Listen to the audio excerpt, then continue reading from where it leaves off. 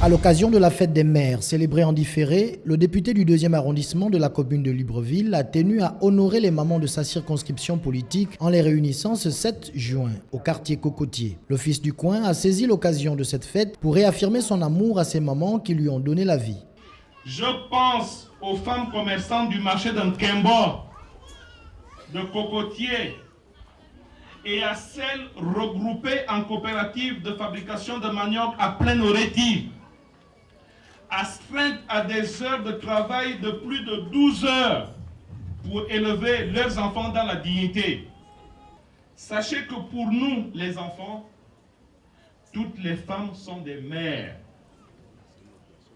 Je pense à nos grands-mères, à nos mères et à toutes les femmes qui nous ont quittés. Fait marquant au cours de cette cérémonie, Aurélien Toutoum a remis des présents non seulement aux mères gabonaises, mais également aux mamans des communautés amies qui vivent en parfaite harmonie avec leurs sœurs du Gabon. Nous avons voulu honorer toutes les mamans du 10e arrondissement. Vous savez, les étrangères, elles sont avec nous depuis des dizaines d'années. Certaines nous ont même vus aller à l'école primaire, certaines qu'on appelait Maman Gâteau. Quand on partait à l'école Saint-Michel d'Nkembo, on mangeait leurs gâteaux. Donc elles sont avec nous là depuis longtemps. Leurs enfants ont grandi avec nous. Leurs enfants parlent même nos dialectes. Donc, et nous ne pouvons pas ne pas les honorer en même temps que leurs sœurs gabonaises parce qu'elles font finalement partie de notre quotidien. Cette cérémonie qui voyait la présence du vénérable Flavien Zenginzundu était la 3e du genre. Le rendez-vous a été pris pour l'année prochaine. La salle dite de famille, sise au quartier Cocotier de Libreville, a servi de cadre au mouvement des jeunes pour l'alternance, de faire sa première sortie face à la presse. Un bureau de 7 membres, dont le président s'appuie sur la Constitution pour légitimer ce mouvement. L'article 3 dit ceci. La souveraineté nationale appartient au peuple, qu'il exerce directement par le référendum ou par élection selon le principe de la démocratie pluraliste et indirectement par les institutions constitutionnelles. Pour cette première, le président de ce mouvement attaque et dénonce ce qu'il qualifie de dérive politique de la part du parti au pouvoir. Le PDG confisque le pouvoir et gère le pays sans un plan de développement avéré. Cette confiscation du pouvoir a renforcé dans le temps les bases d'un système dictatorial et une pauvreté galopante des populations. Le tout jeune mouvement pour l'alternance veut s'inscrire comme une plateforme de rassemblement des fils de l'opposition pour faire chuter un pouvoir qui, selon lui, serait illégitime et qui n'a que trop duré. Ils aspirent au changement, à l'alternance politique qu'ils estiment inexistante au Gabon. Né d'une volonté commune, le mouvement des jeunes pour l'alternance vise plusieurs objectifs, parmi lesquels inviter l'opposition à s'unir pour les échéances électorales 2016. 1.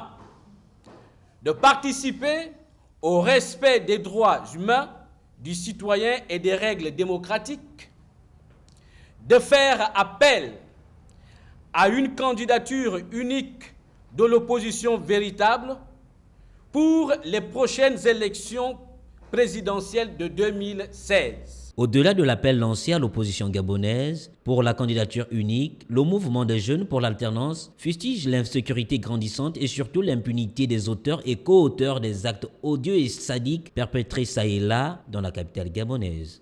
Le mouvement des jeunes pour l'alternance fustige avec la dernière énergie les crimes rituels et autres pratiques macabres qui sont organisés et orchestrés par de hauts responsables appartenant à ce pouvoir. Le mouvement des jeunes pour l'alternance refuse la main tendue du chef de l'État pour la construction d'une majorité républicaine et sociale pour l'émergence. Ses membres disent ne pas vouloir collaborer avec le pouvoir qu'ils estiment son plan de développement.